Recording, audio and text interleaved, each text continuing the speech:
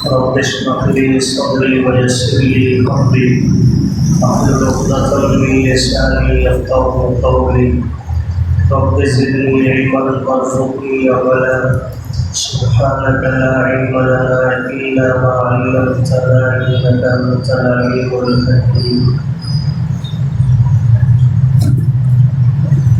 وامتازوا اليوم اور الگ ہو جاؤ آج کے دن ایھا المجرمون اے جرم کرنے والوں الم اعہد الیکم کیا میں نے تاکید نہیں کی تھی تمہیں یا بنی آدم اے اولاد آدم اللہ تعبدوا الشیطان یہ کہ تم عبادت نہ کرنا شیطان کی انہ لکم عدو مبین کہ بے شک وہ تمہارا کھلا دشمن ہے وَأَنِ اعْبُدُونِی اور اس بات کی کہ عبادت میری ہی کرنا ھذا صراط مستقیم یہی سیدھا رستہ ہے وَلَقَدْ أَضَلَّ مِنکم اور البتہ تحقیق شیطان نے گمراہ کیا تم میں سے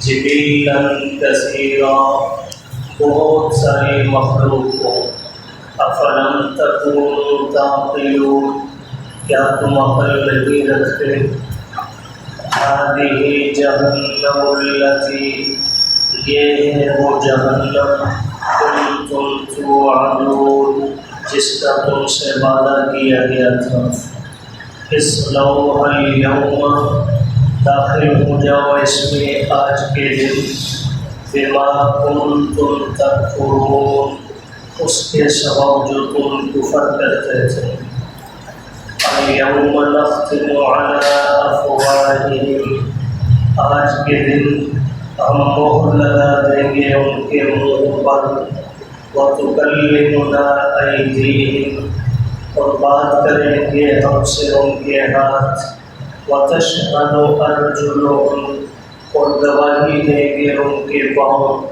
بما کانوا یکسبون اس کی جو وہ کرتے تھے ولو نشاء اور اگر ہم چاہتے لطمسنا علی اعینہم تو مٹا دیتے ان کی آنکھوں کو فاستبقوا الصراط پس وہ دوڑتے راستے کی طرف فأنا یبصرون پس وہ کہاں دیکھ سکتے ہیں ولو نشاء اور اگر ہم چاہتے لمسخناہم تو ہم شکلیں تبدیل کر دیتے ان کی علی مکانتہم ان کی جگہوں پر فما استطاعوا مضیا پس وہ نہ طاقت رکھتے آگے بڑھنے کی ولا یرجعون اور نہ ہی وہ پیچھے لوٹ سکتے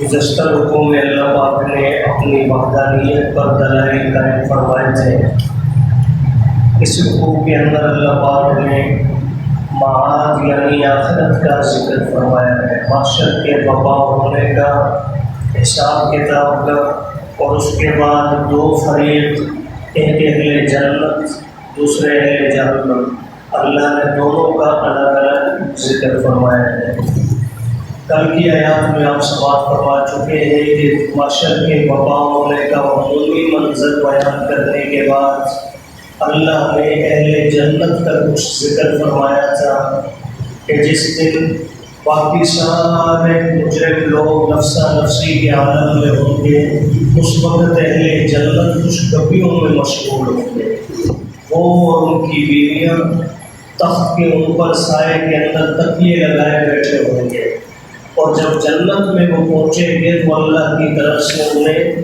ہر قسم کے پھل میوہ جات اور جو وہ چاہیں گے اللہ انہیں عطا فرمائیں گے اور پھر اس پر نور علی نور کہ اللہ کی جانب سے انہیں ہر وقت سلامتی کی دعائیں ملتی رہیں گی اب اہل جنت کا جب ذکر اللہ نے فرما دیا تو یہ قرآن مجید کا اسلوب ہے جہاں اللہ اہل جنت کا ذکر فرماتے ہیں اس کے متصلاً بعد اہل جہنم کا بیان آتا ہے۔ نیک لوگوں کا جہاں ذکر ہو اس کے بعد برائی میں مبتلا لوگوں کا اللہ ذکر فرماتے ہیں تاکہ اچھے اور برے کی تمیز کرنا آسان ہو جائے۔ صرف ایک پہلو بیان کیا جائے دوسرا پہلو نہ بیان کیا جائے تو بات اچھی طرح سمجھ نہیں آتی۔ تو ہر چیز کو پہچاننے کے لیے ضروری ہے کہ اضداد کو ضدوں کو پہچانا جائے۔ جیسے اندھیرے کی تعریف آپ جتنی مرضی کر لیں سننے والے کو اس وقت تک اچھی طرح سمجھ میں نہیں آئے گی جب تک وہ روشنی کو اچھی طرح نہ پہچانتا ہو۔ تو روشنی اندھیرے کی پہچان کرواتی ہے اور اندھیرا روشنی کی۔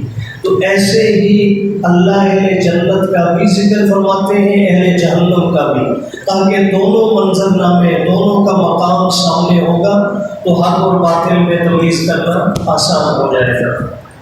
تو آج کی آیات مجرموں سے متعلق ہے۔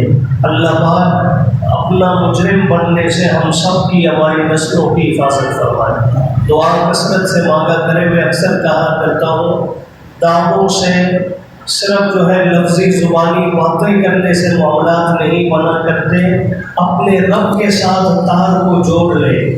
محفل میں بھی تنہائی میں بھی مانگے، بار بار مانگے۔ اللہ ہم محتاج ہیں، جیسے رزق کے ایک ذرے کے ہم تیرے محتاج ہیں، ایسے ہی ہدایت کے بھی ہم تیرے محتاج ہیں۔ کہ اللہ ہمارے لیے راہ ہدایت کھول دے، ہمیں ہدایت کے راستے پر چلا دے، ان لوگوں کی صحبت نصیب فرما جو تجھے محبوب اور پسند ہے۔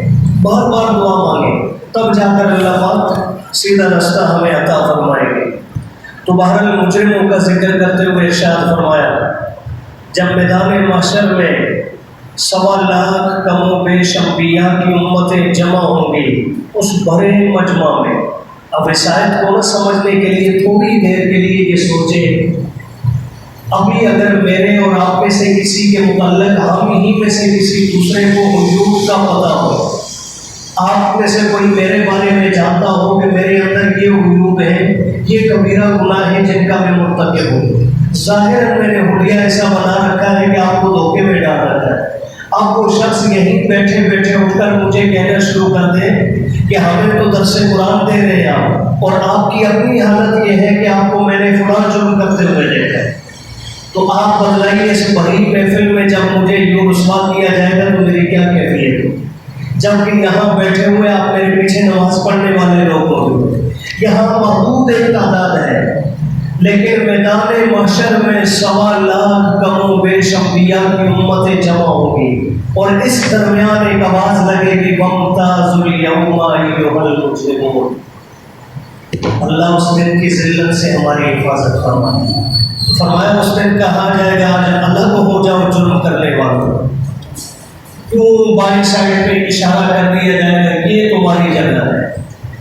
روایات کے اندر آتا ہے انبیاء کے لیے اللہ نے بڑے صوفے لگا رکھے ہوں گے، پھر انبیاء کے بعد نیکوکار لوگ صحابہ کرام اذانیں دینے والے امامت کرنے والے جو مقبول ہوں گے اللہ کے نزدیک، ان سب کے لیے اللہ نے یوں دائیں جانب صوفے اور سیٹیں درجہ بدرجہ لگا رکھی ہوں گی۔ اور کل کی آیات میں ہم پڑھ چکے ہیں کہ ہر جنتی کو اللہ اس کے درجے کے مطابق تخت عطا فرمائے گا، وہ سب کے سب ادھر بیٹھے ہیں۔ پھر اللہ فرمائیں گے مجرم لوگ تم کس امید پہ بیٹھے ہو، کیا تمہیں بھی کوئی کرسی ملے گی؟ فرمایا نہیں، تم اس طرف قطار میں کھڑے ہو جاؤ، ابھی تمہارا حساب کتاب ہوگا۔ تو فرمایا کہا جائے گا الگ ہو جاؤ آج کے دن مجرموں، اور پھر ساتھ اللہ پاک یاد دلائیں گے کہ آج ہم تمہارے ساتھ کوئی زیادتی نہیں کر رہے کہ تمہیں مجرموں کی صف میں کھڑا کر دیا، ہم نے تمہیں دنیا کے اندر بار تاکید کی تھی، الم اعہد الیکم یا بنی آدم، کیا میں نے وعدہ نہیں لیا تھا تم سے اے اولاد آدم؟ حضرت تھانوی رحمہ اللہ نے اس کا ترجمہ کیا ہے، کیا میں نے تمہیں تاکید نہیں کی تھی آدم علیہ السلام کی اولاد؟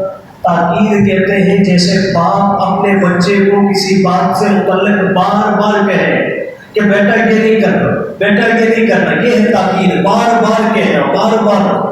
تو اللہ نے بھی ہمیں اپنے نبیوں کے ذریعے پھر انبیاء کے بعد داعیین کے ذریعے اللہ نے بار بار کہا ہے یہ جنت کا راستہ ہے، یہ جہنم کا راستہ ہے، بار بار تاکید۔ تو اللہ یہی یاد دلائیں گے، کیا میں نے تمہیں تاکید نہیں کی تھی اے اولاد آدم؟ کس بات کی؟ آگے اللہ نے دو باتیں ذکر فرمائی کہ قرآن سمجھ لے۔ اب ویسے زبانی جب ہم یہی بات کرتے ہیں تو لوگ سمجھتے ہیں یہ تفرقہ بازی میں مبتلا ہے، یہ خواہ مخواہ فلاں کی نفی کرتے ہیں، فلاں کا احترام نہیں کرتے، لیکن اللہ کا قرآن سمجھے۔ قرآن کیا کہہ رہا ہے؟ اللہ خود فرما رہے ہیں کہ میں نے تمہیں دو باتوں کی تاکید کی۔ پہلی بات، اللہ تعبدوا الشیطان، شیطان کی پوجا نہ کرنا۔ کیوں؟ اِنَّهُ لَكُمْ عَدُوٌّ مُّبِینٌ، کہ بے شک یہ تمہارے لیے کھلا دشمن ہے۔ اب شیطان کی پوجا کیا ہے؟ ہر بدی یہ شیطان کے پیچھے چلنا ہے، شیطان کی عبادت کرنا ہے، ہر برائی، چاہے وہ بڑی ہے چاہے وہ چھوٹی ہے۔ اسی لیے اللہ آپ نے توبہ رکھی ہے اس وقت کہ بھول گئے تھے اس راستے کو چھوڑ کر تم ادھر چلے گئے، جھوٹ بول دیا، نماز چھوڑ دی، زنا کر لیا، شراب پی لی، کسی کی جو ہے غیبت کر لی، تم راستہ بھول چکے تھے، توبہ کر لو، اے اللہ میں واپس لوٹتا ہوں، مجھے معاف کر دے۔ توبہ نام ہے کس چیز کا؟ نہیں، غلط راستے سے واپس صحیح راستے پہ لوٹنے کا، آنے کا۔ تو شیطان کی پوجا کیا ہے؟ ہر غلط کام یہ شیطان کی پوجا ہے، اللہ ہم سب کی حفاظت کروائے۔ تو پہلی بات اللہ نے یہ تاکیداً فرمائی کہ شیطان کی پوجا نہ کرنا، یعنی گناہ میں مبتلا نہ ہونا۔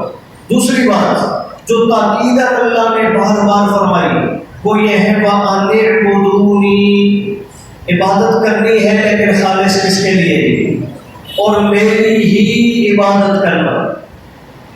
اب دیکھیں یہ اللہ کا قرآن ہے، یہ لفظ عربی کے آپ کے سامنے لکھے ہوئے ہیں، عربی سے اسکول کے اندر بھی گرامر کی کتابیں کچھ پڑھائی جاتی ہیں، اچھی طرح آپ جانتے ہیں۔ واو کا معنی اور ان تاکید کے لیے ہے۔ اوپر اللہ نے جو فرمایا کہ میں نے تمہیں تاکید نہیں کی تھی، کس بات کی؟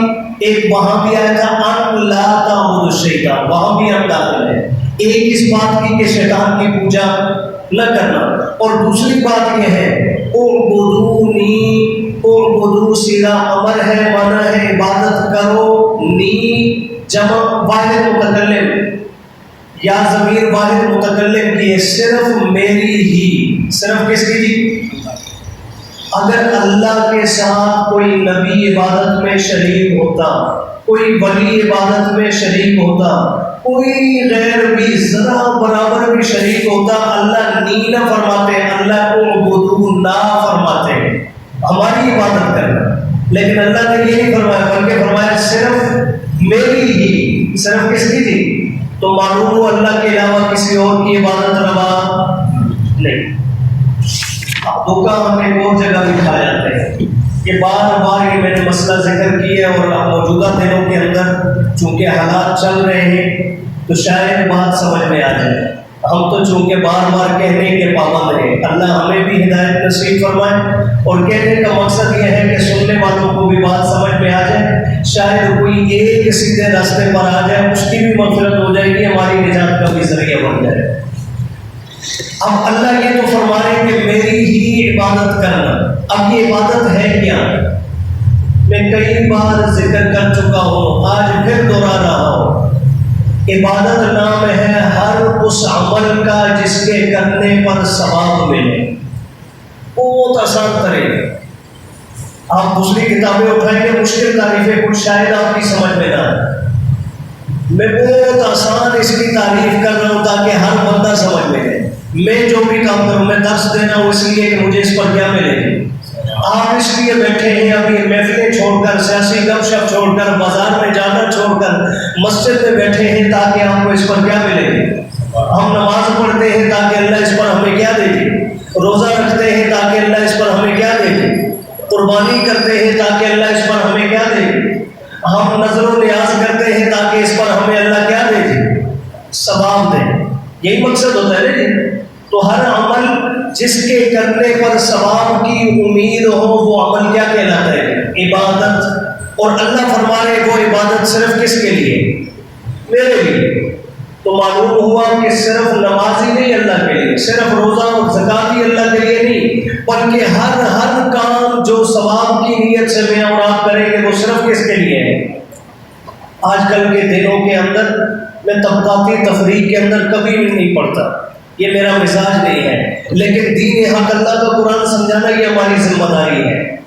ان دنوں کے اندر اب ماشاءاللہ کثرت کے ساتھ اہل سنت کے گھروں کے اندر بھی نظر و نیاز کا اہتمام کیا جاتا ہے ماشاءاللہ، اور سب اگرچہ بعد میں دھوکہ دینے کی کوشش کرتے ہیں کہ ثواب تو ہم نے کیا تو کس کے لیے؟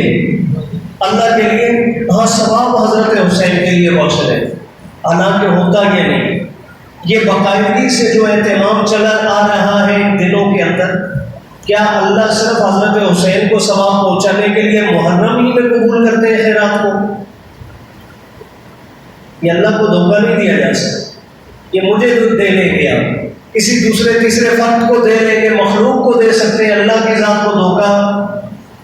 کیا اللہ کی ذات صرف محرم کے مہینہ میں جناب حسین کے اصالے ثواب کے لیے پکائے ہوئے چاول، حلوہ اور کھیر اور حلیم قبول کرتے ہیں، اس کے ساتھ علاوہ پورے سال میں قبول نہیں کرتے؟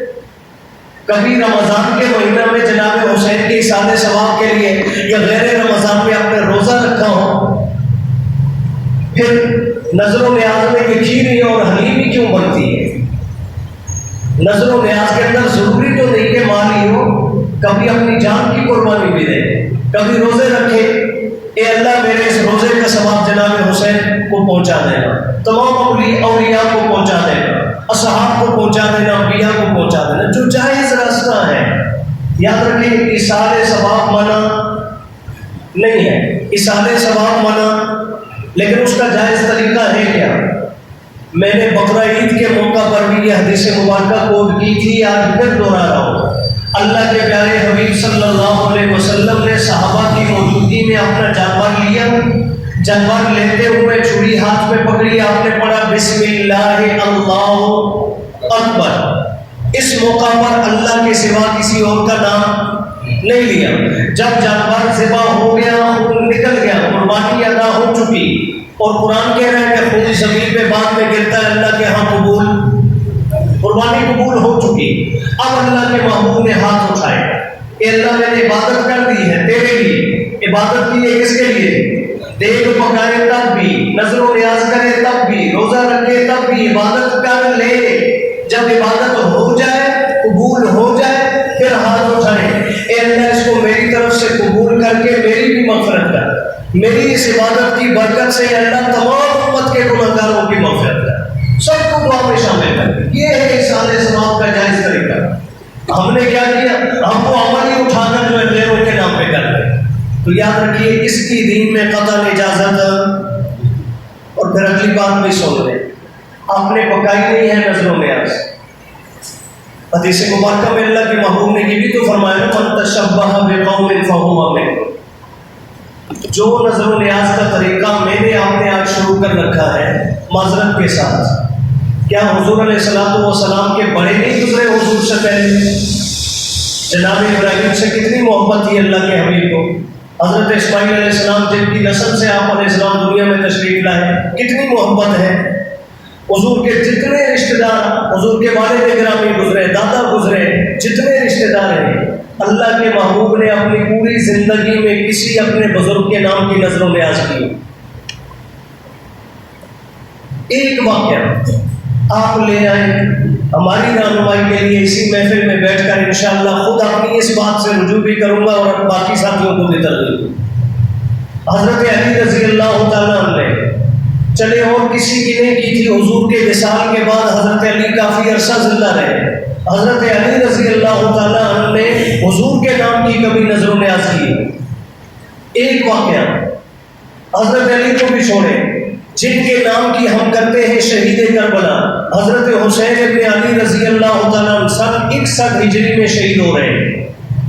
اس سے قبل حضرت علی بھی دنیا سے جا چکے، بڑے بھائی حضرت حسن بھی جا چکے، نانا حضور علیہ السلام بھی دنیا سے جا چکے، نانی جان خدیجہ الکبریٰ بھی جا چکی۔ حضرت حسین نے اپنی پوری زندگی میں اپنے کسی بزرگ کے نام پر نظر و نیاز کی۔ ایک واقعہ کس دھوکے میں مبتلا ہیں ہم؟ وہ کام کریں جس کے لیے حضرت حسین نے گردن کٹوائی ہے، وہ کام مت کریں کہ جن کو مٹانے کے لیے جناب حسین نے اپنا خاندان قربان کیا۔ تو بہرحال بیچ میں بات آ چکی ہے، تھوڑا شاید جو ہے سخت الفاظ بھی استعمال کیے ہوں، لیکن یہ اللہ کے قرآن کے مطابق ہے۔ کہیں ہم غلطی پر ہیں، آپ ہماری اصلاح کر دیجیے، اور اگر غلطی میرے آپ کے گھروں میں موجود ہے تو ہمیں اس کی اصلاح کرنی چاہیے۔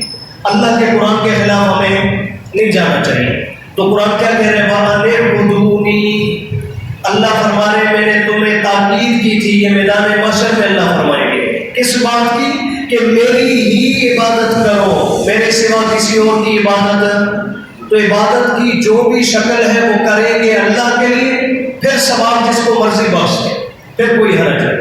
اور ساتھ ہی اللہ فرما رہے ھذا صراط مستقیم، وہ جو ہر نماز کی سورہ فاتحہ میں کہتے ہو اہدنا الصراط المستقیم، وہ رستہ اگر چاہیے تو وہ میری عبادت کرنے کی ہے، میری عبادت کرو، یہ راستہ ہے بس سیدھا۔ کہیں دائیں بائیں جاؤ گے، کسی اور کو بھی ساتھ ملاؤ گے تو سیدھا راستہ بھٹک جاؤ گے، بھول جاؤ گے اسے۔ اب بات لمبی ہو چکی ہے، اگلا جو ہے وہ ظاہر بات ہے پورا مکمل کریں گے تو زیادہ دیر لگ جائے گی، انشاءاللہ باقی آیات کل آنے والے درس میں۔ اللہ پاک جو کہا سنا سمجھ کر عمل کی توفیق عطا فرمائے۔